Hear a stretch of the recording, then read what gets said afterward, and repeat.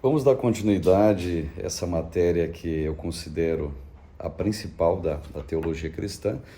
Não só eu, é consenso de todo teólogo, quer seja teólogo contemporâneo, teólogo histórico, teólogos da patrística também, consideram essa matéria, a cristologia, a doutrina do Deus-homem, a principal de todas as doutrinas ou as logias bíblicas que seja.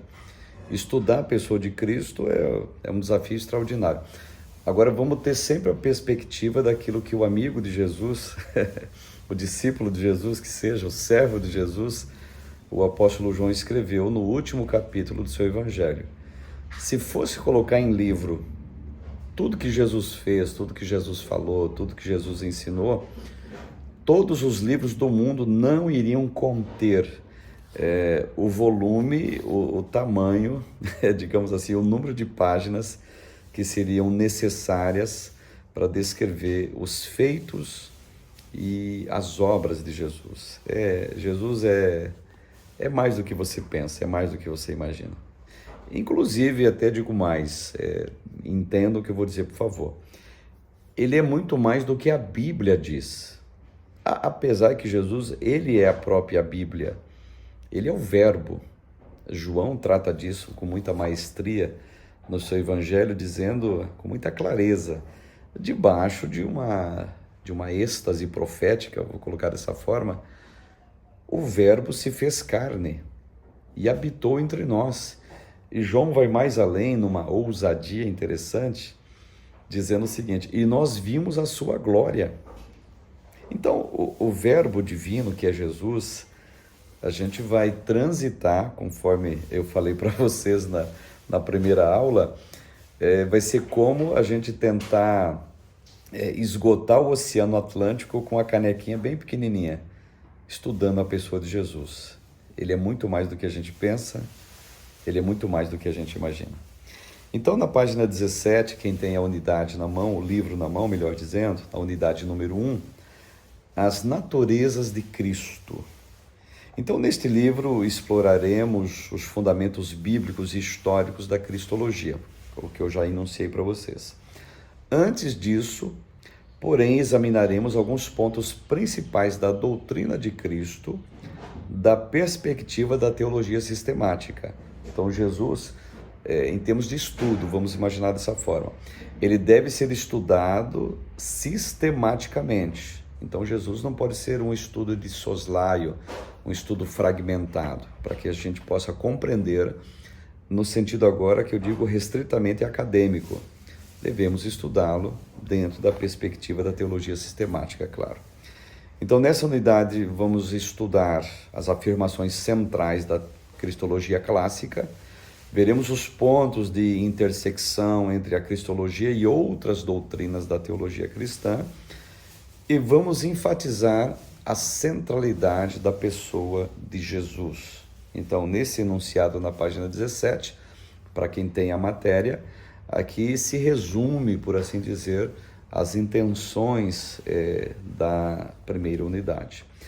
Antes disso, eu quero fazer uma citação para vocês aqui na página 18, do credo atanasiano acerca da pessoa de Jesus. É, portanto, fé verdadeira que creiamos e confessemos que nosso Senhor Jesus e Salvador é tanto Deus como homem. Ele é Deus eternamente gerado da substância do Pai, homem nascido no tempo da substância de sua mãe, perfeito Deus, perfeito homem, subsistindo de uma alma racional e carne humana, igual ao Pai com relação à sua divindade, menor que o Pai com relação à sua humanidade, o qual, embora seja Deus e homem, não é dois, mas um só Cristo, mas um, não pela conversão da sua divindade em carne, mas por sua divindade haver assumido sua humanidade. Não de modo algum pela confusão de substância, mas pela unidade de pessoa. Pois assim como uma alma racional e carne constituem um só homem, assim Deus e homem constituem um só Cristo. Esse é o credo atanasiano, que traz com muita maestria aquilo que a gente chama de, em teologia bíblica, de união hipostática de Jesus. O que é a união hipostática de Jesus? É o ato de Jesus assumir duas naturezas. Ele foi aqui no planeta 100% Deus, ele foi aqui no planeta 100% homem. E parte aqui do credo atanasiano que eu citei para vocês, quem tem a matéria na página de número 18, ele deixa muito cristalino essa questão, até bem detalhada, bem explicada, para que a gente possa compreender, porque havia até algumas linhas heréticas da época de dias, olha, Cristo é uma pessoa e Jesus é outra pessoa, são duas pessoas distintas. Não, são duas pessoas numa só pessoa, num só ser. É um mistério isso daí para compreender, tá? Mas pela fé e pela, digamos, coerência daquilo que Jesus Cristo fez enquanto Deus, enquanto homem, fica muito fácil nós compreendermos a dupla natureza de Jesus. Ele é um símbolo do tabernáculo. Aqueles que já estudaram o tabernáculo, você sabe muito bem que o tabernáculo ele era todo de ouro por dentro e ele era coberto de peles de animais marinhos por fora. Então, lembra o que Isaías falou no capítulo 53? Que olhando nós para ele, nenhuma beleza víamos para que o desejássemos. Aí é uma alusão à parte humana de Cristo, ou por fora do tabernáculo. O interno do tabernáculo tem o maior símbolo de divindade da Bíblia, que é ouro. Então Jesus, por dentro, vamos colocar dessa forma metafórica, por dentro ele é Deus, por fora ele é um ser humano. Olhando para ele, está ali um ser humano, ele tem olho, tem boca, tem cabelo, tem barba, ele fala, ele caminha, ele tem os 206 ossos que o ser humano tem, ele tem tato, olfato, paladar, visão, audição, é um ser humano normal, olhando ele por fora. Só que olhando Jesus por dentro, vamos colocar dessa forma, ali está o Deus vivo, o Deus redentor, o Deus que se fez carne, o Deus que se assenta no trono. Por falar em se assentar no trono, Isaías capítulo 6 é citado no Evangelho de João no capítulo 11, no capítulo 10, melhor dizendo, quando João chega a dizer o seguinte, que Isaías fala dele quando vê a sua glória. E claro que João estava fazendo uma citação direta de Isaías capítulo 6, quando Isaías diz o seguinte, no ano que morre o rei Uzias, eu vi o Senhor assentado sobre um alto e sublime trono. Então ele está vendo Deus no trono. E João escreve no seu evangelho que aquela visão de Isaías era do Cristo que viveu nos seus dias, que ele teve contato, que ele falou sobre ele, escreveu sobre ele, teve uma revelação dele no livro do Apocalipse. Então a natureza humana de Jesus, ela é muito perceptível nas páginas das Escrituras, e a natureza divina também, de igual modo. Eu te convido aqui à página 19, capítulo 1, da unidade número 1, tá? O tema dela, o lugar da cristologia na teologia cristã. Então a cristologia ela tem uma posição central na teologia cristã por um motivo muito simples. Jesus Cristo é o centro, o coração, a esperança e a mensagem da fé cristã. Eu não tenho dúvida nenhuma que o centro da Bíblia é Jesus. O coração, a esperança e a mensagem da fé cristã, evidentemente que é Jesus.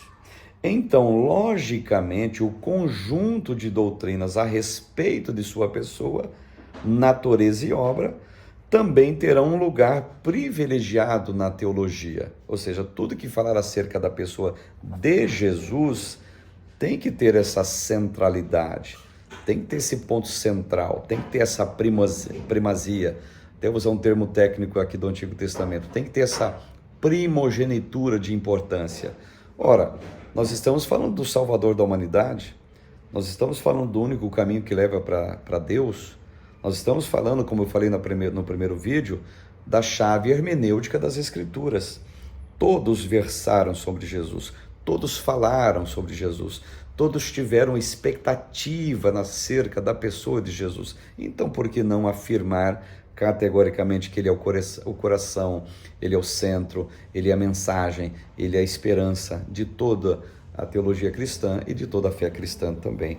Disso não devemos ter dúvida nenhuma.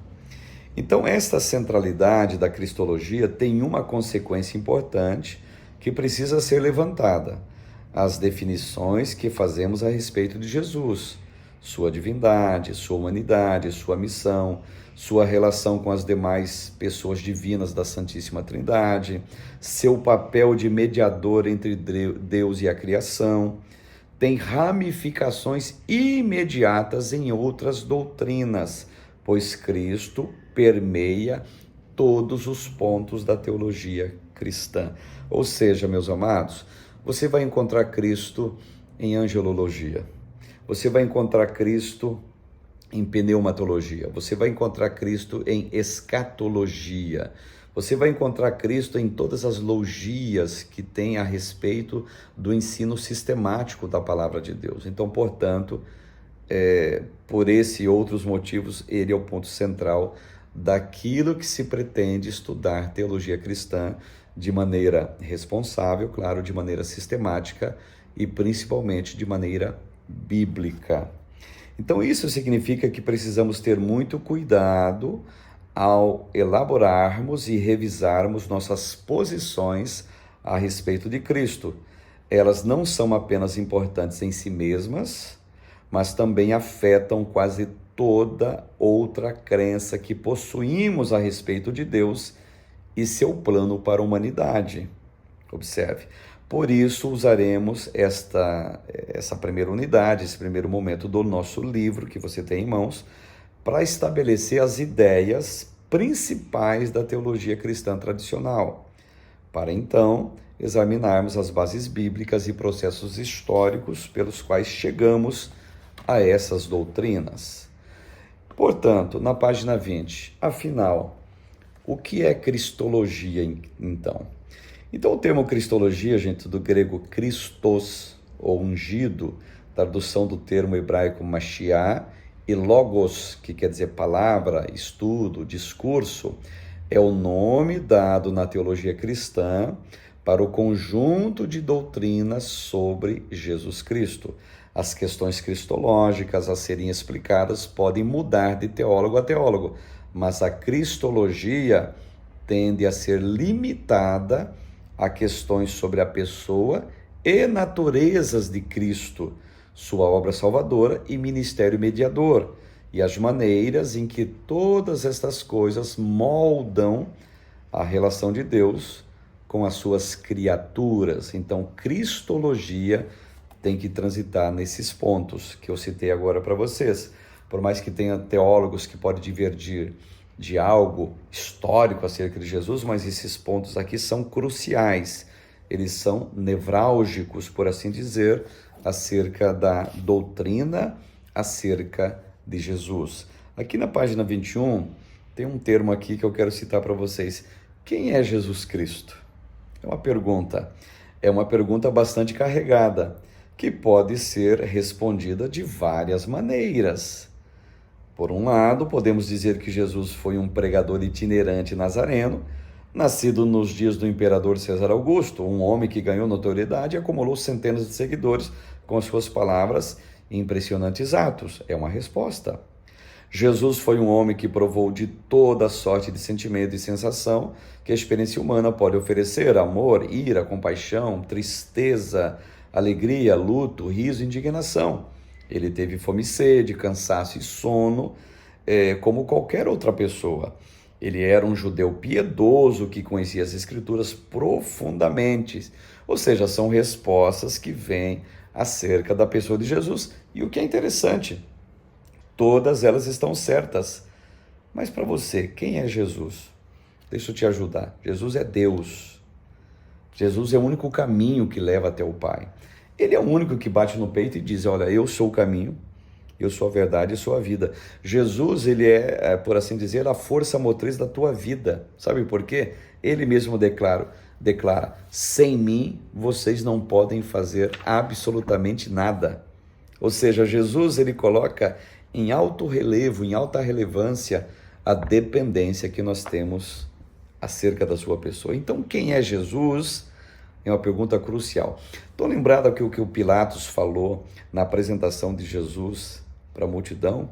Ele disse o seguinte: que faremos de Jesus chamado Cristo? Essa é uma pergunta para mim. Essa é uma pergunta para você. Que faremos acerca desta pessoa?